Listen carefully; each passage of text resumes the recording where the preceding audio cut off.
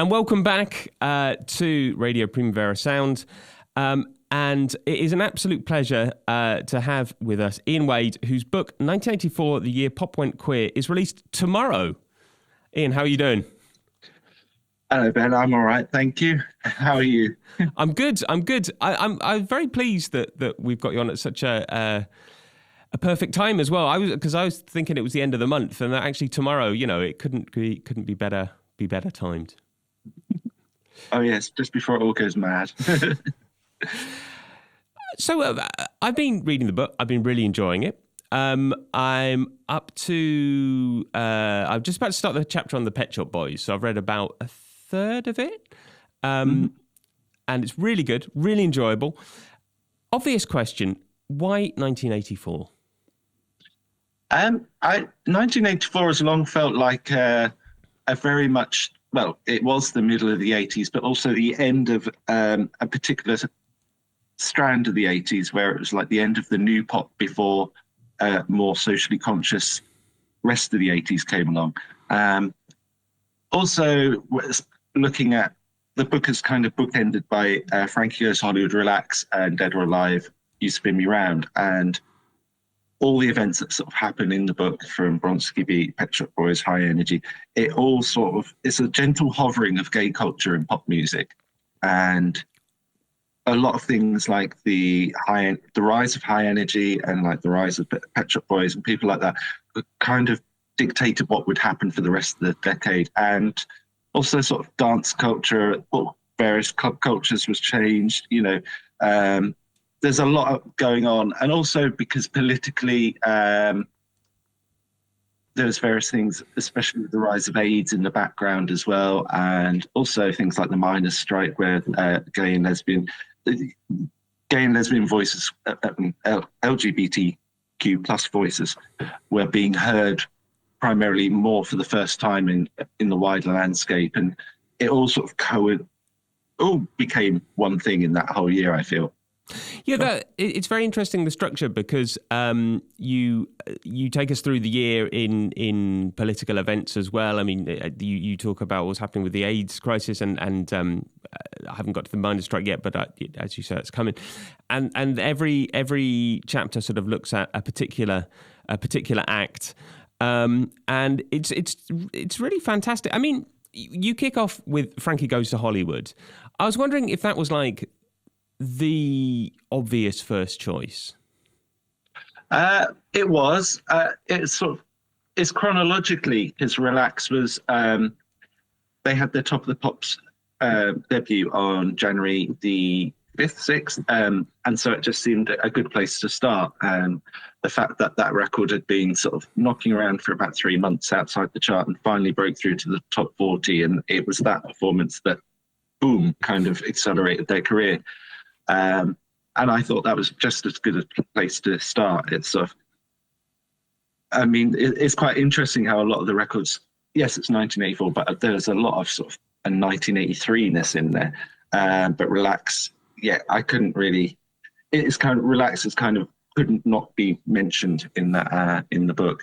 But yes, it had to kind of, Frankie, it could have been a love letter to Frankie, this entire book, to be honest, but I had to kind of hold back. That's the next book. Yeah, possibly. I don't know. I think I was kind of in danger at one point of thinking, oh, well, actually the amount of words I've got for this original chapter has kind of dwarfed everything else. So kind of retreat back a bit.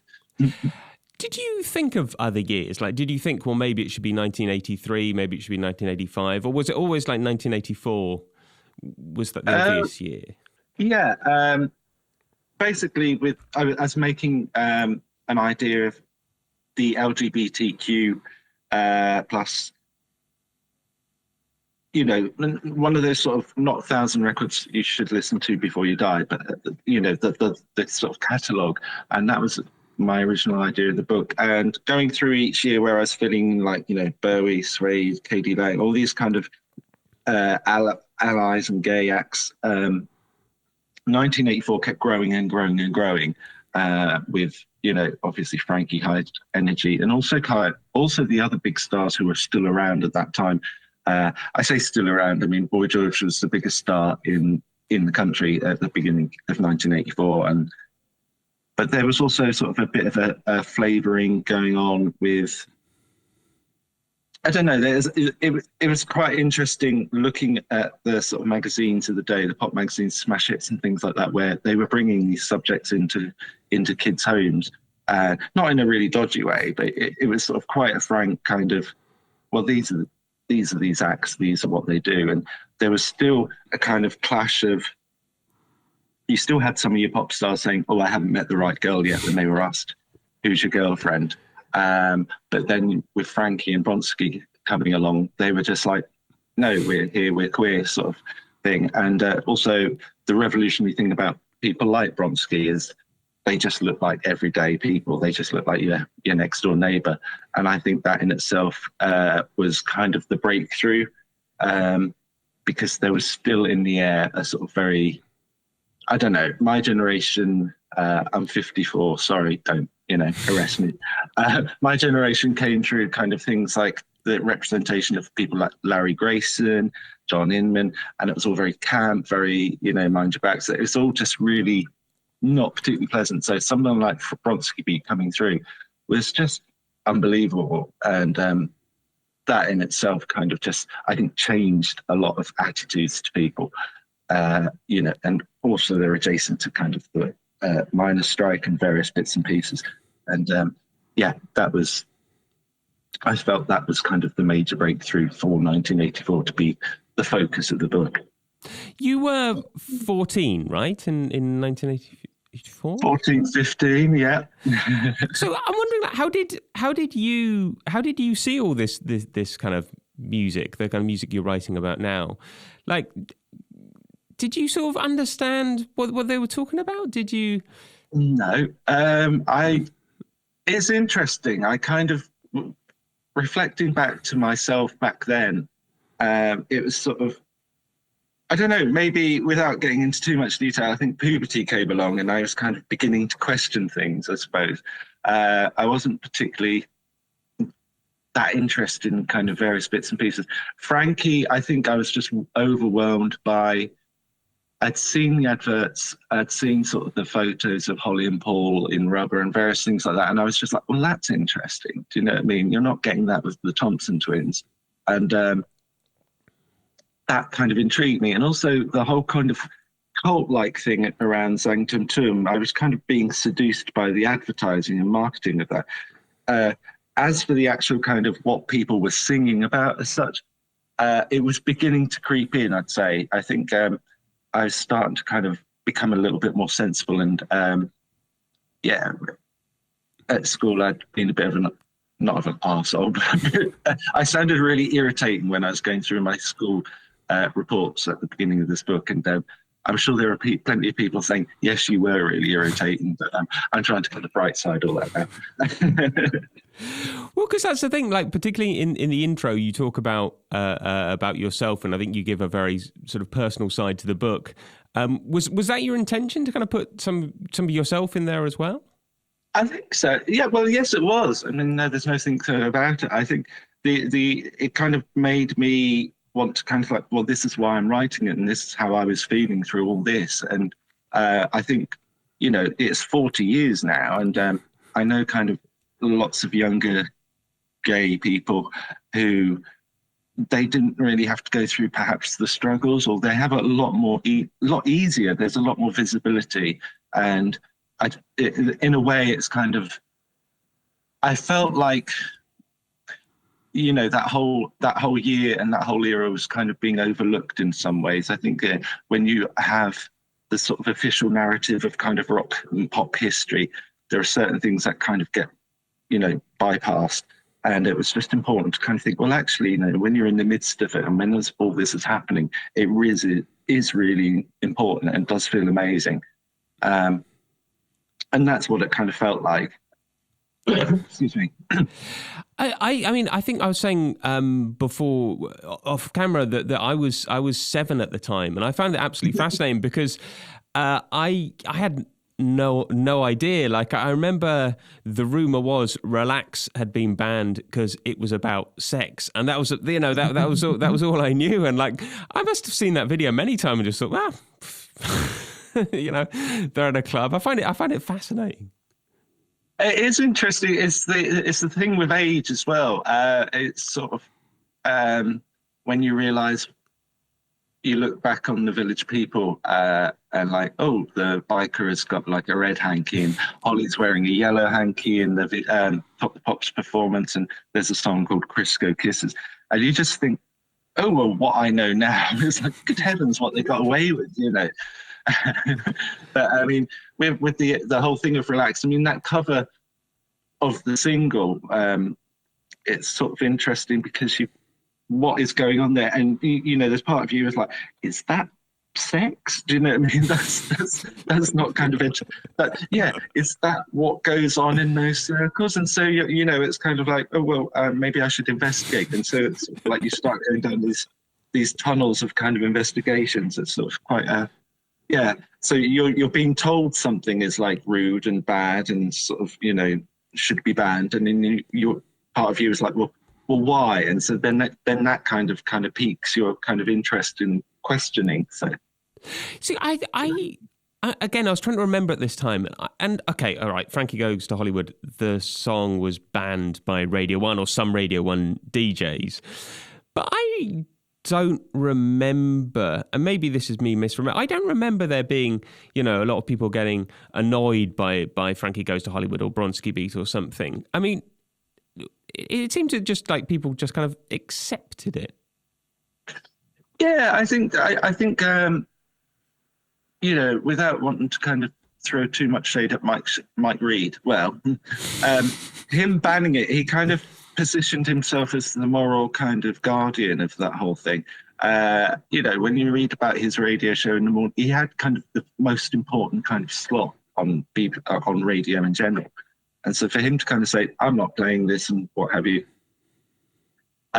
just seemed a little bit like, you know, well, hang on, it's still in the top 5, it's still number 1 or whatever, you know, you know, you're kind of against the odds. And the fact that, you know, BBC Radio had played it several times, well, about sort of 70 or 80 times before, it just seemed a bit wrong that his kind of decision just to play it, not play it, kind of became this not sort of not countrywide ban, because a lot of independent stations were still playing it. But it just seemed unfair that Frankie couldn't celebrate their number 1 by being on Top of the Pops for those 5 weeks when it was number 1. But because people were still buying it. People weren't buying it because it was rude or anything like that. People were buying it because it was Ace. Yeah. And I think, you know, when you look at kind of Frankie, kind of compare them to, say, the previous most shocking thing, like the Sex Pistols or whatever, Sex Pistols records didn't really hang around or anything. Whereas Relax, that had something more to it than just the kind of controversy. And I think the fact, you know, I was talking to someone last night about the actual chart stats of Relax, where it was spent the entire year of 1984 in the top 40, going up and down and up to number 2 and all this sort of thing. You know, the shock and awe of controversy doesn't kind of sell records at that level. It's got to be a good song in the first place. And that's what I think, you know, most people liked about it. You know, the gay audience wouldn't have kind of kept that going like that at all. Oh, yeah, it was a massive record. Sold millions, didn't it? It's the biggest selling UK debut single, which is incredible, even if you think of, like, you know, the people that have come since, like Spice Girls and all that sort of stuff, where you're told they're huge. But you know, I think the kind of the year Frankie had is kind of just overlooked in a way. It's sort of almost kind of so massive for a brand new band to have done what they did as well. That's why I kind of had to kind of begin with them, and it became a bit of a love letter. Pete Paphides, talking about the book, said it mentions a pop revolution hiding in plain sight. That seems like a good description. What do you think? I think so, definitely. It's a lovely description indeed. It's Also, I think when you think about some of the people I've written about in there who weren't necessarily out at the time, people like George Michael and Pet Shop Boys and things like that. Looking through the lens of hindsight and thinking, oh, what they were saying, what they were singing, because George actually came out to the rest of the band at the beginning of 1984. So, my sort of writer's ability thinking, well, yeah, he's gay. He was gay. He was, that was it. Whether he was out or whether he decided to park it for kind of the sake of career, that's fine. But he was a gay act. And between him and Frankie, they spent half the year at number one, and that's, George would go on in a few years later to kind of be more explicit about it. Fast Love with the songs about kind of going outside, bumming and all this sort of stuff. It's, he has to kind of be in there. And, I think, again, a lot of gay ideas were coming through. This is also kind of an era before sort of branding and kind of PR kind of took over as well, I think. So it's just that post-punk idea of kind of ideas and people just coming together and all that. And it didn't really matter whether your sexuality is. There's a lot of kind of times where you get a press release for something now and says, oh, queer artist, this, that, and the other. And you just think, whereas, nobody really gave much of a, can't say shit. You can. Oh, okay. We're in Spain, so it's like, Oh, okay. No one gave a shit back then. So I actually want, because you're a DJ and a journalist. You DJ Ducky, which is one of the places which I've never been to, but I've heard is absolutely excellent. What do you make of the state of pop in 2024? It's good. There's rude health. There's lots of individual people coming through. I think there's very many characters. This is why I miss something like Smash Hits. When you've got people like Chapman Roan and Charlie XCX and various people like that, it's very visual. I really like a lot of sort of pop at the moment. I'm not perhaps so wild about this sort of boohoo country kind of type tinge that's going through at the moment.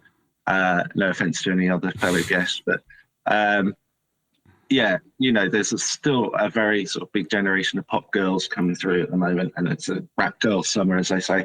I think it's great. I think it'd be nice if it sort of just broke through a little bit more. But I mean, it is, we talked about, Relax kind of hanging around forever. A lot of records now do to kind of streaming and what have you, just hang around for just as long as they do now. But yes, I think pop is in rude health. I think it's just that there isn't really kind of the venues or avenues for people to kind of, show that or share that. I think there was a bit of a danger of kind of Taylor Swift kind of hogging the bandwidth, which, I can understand from SE, all this sort of stuff. But I'm sort of big Dua fan, all these sort of things. I think it's I suppose we'd do a wave of kind of boohoo troubadours and sobbing kind of blokes again, because it's been the ladies have kind of run things for a few years now. But it's pop music is important. It kind of also ebbs and flows. There's always something there. What is Ducky like, by the way? As I said, I've never been, but I've had it thoroughly recommended.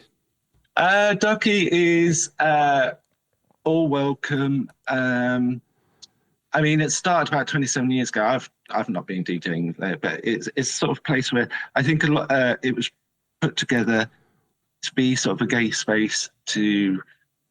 Back in the 90s in London, gay clubbing was either trade, where you spent all your week down the gym just so you could kind of just get your tops off and listen to anonymous hard house, or it was kind of cabaret-led, kind of quite cheesy, very predictable. Oh, here's Erasures. Whereas Ducky, the playlist was anything goes. You could go in there and you'd be sort of listening to Boys Town Gang, and then it's the Stranglers, and then and I think Ducky's place in London nightlife history is is assured, because it's just the fact that it just treated gay people like, well, you all like these records. You're not going to just necessarily have to listen to kind of the Pet Shop Boys and Divine. We're all kind of got record collections, but also it's been such a brilliant space in the last sort of however many years, 27 years, to be sort of for people to go to. And also just to meet and mix with other people, because again, gay clubbing was very kind of ghettoized with kind of a certain type of look or a certain type of person, what have you. But it's such a fantastic space. But yes, you have to come down. It's always welcome. It's not sort of, it's just a big old knees up, really. Well, I remember a few years ago you did a party at Sitges, just down the road from here, and I didn't go. But there we go. Oh, well, I wasn't there. Yeah. I think there's this kind of working men's club kind of vibe there with Ducky, where it's sort of like, it kind of entertains. I don't know. There's all sorts of things that kind of come into their culture, but it's kind of that working men's club kind of here are the turns and all this sort of stuff vibe. But also, it's just a really good space to kind of just lose your shit to. I think the key tunes like Dancing on My Own by Robin and Left to My Own Devices and stuff like that.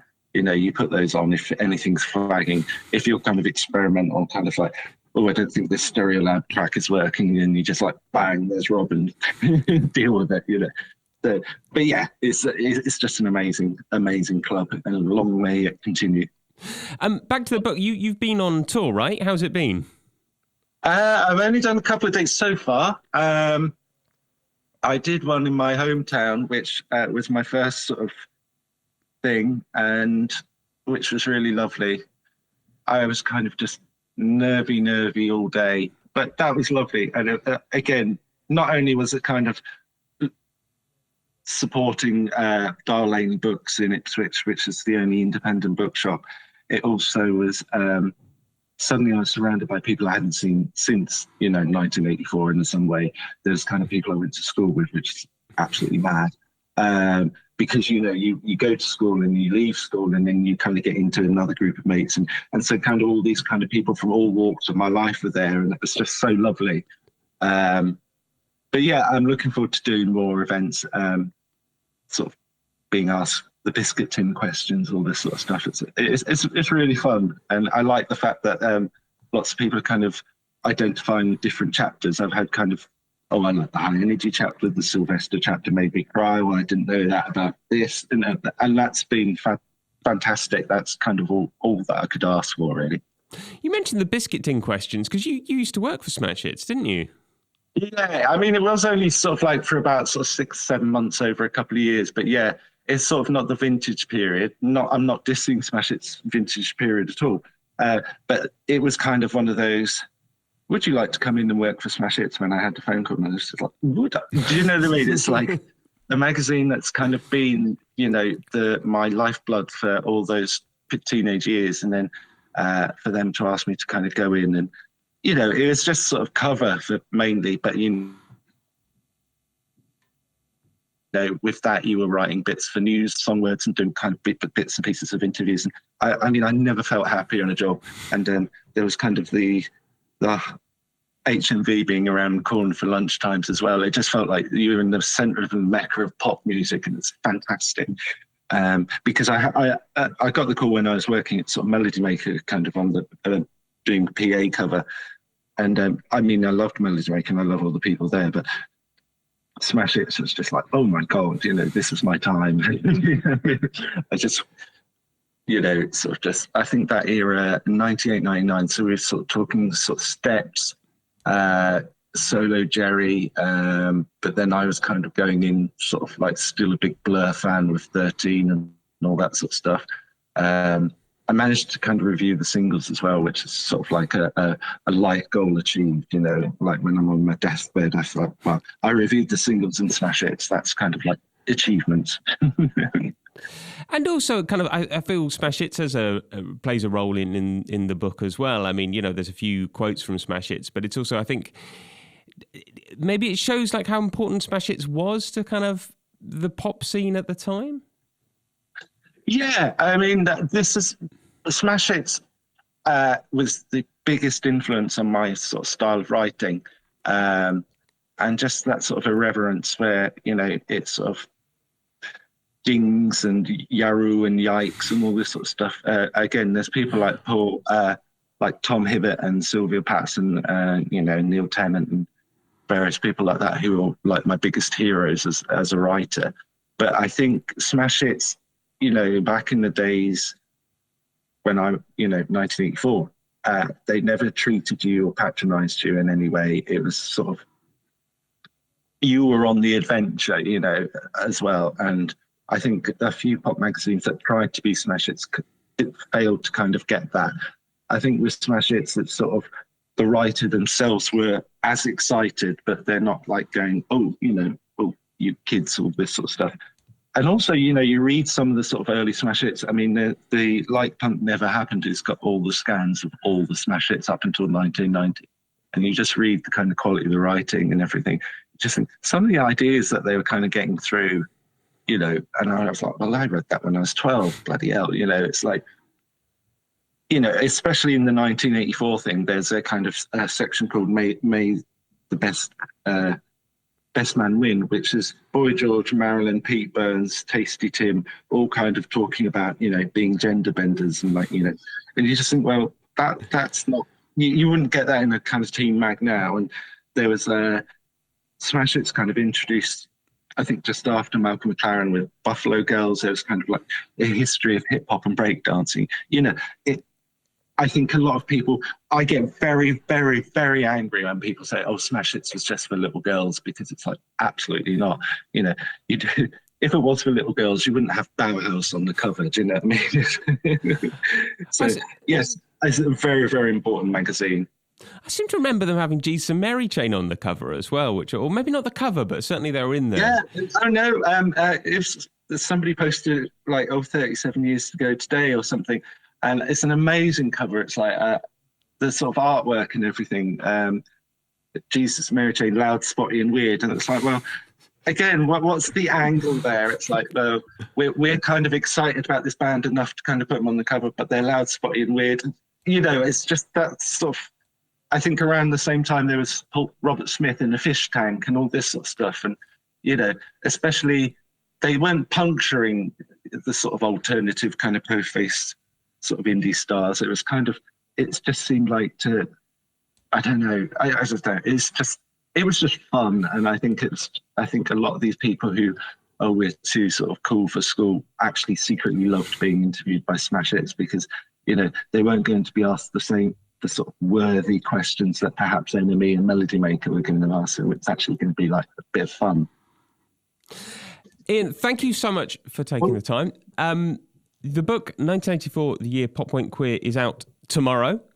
Yay! I thoroughly recommend it. It's an excellent read. As I said, I'm about a third of the way through, but that's in like literally a day. It's very unputdownable. No, it's really great, really interesting. Going through some acts I love, some acts I didn't know much about, some acts I know really well, putting them all together in context. And it's great. I'm really looking forward to reading the rest of it. Thank you so much for coming on. And sorry about the technical difficulties, but what would Interview be without technical difficulties? I should ask, any plans for a sort of Spanish edition? Well, let's see how it goes, I guess. I think when I sort of narcissistically put my name into a search engine and saw that it's being sold like various countries, if Spain wants it and somebody can translate it, let's go for it. Yeah. They should do it. Definitely. Yeah. All right, we'll have a very good release day. Go and, I don't know, celebrate in whichever way you feel is appropriate. Yeah, probably just a really nice breakfast, and I might treat myself to a drink later on, but yeah. Perfect. All right. Thank you so much. Thank you. Cheers, Ben. Take care. Bye. Bye.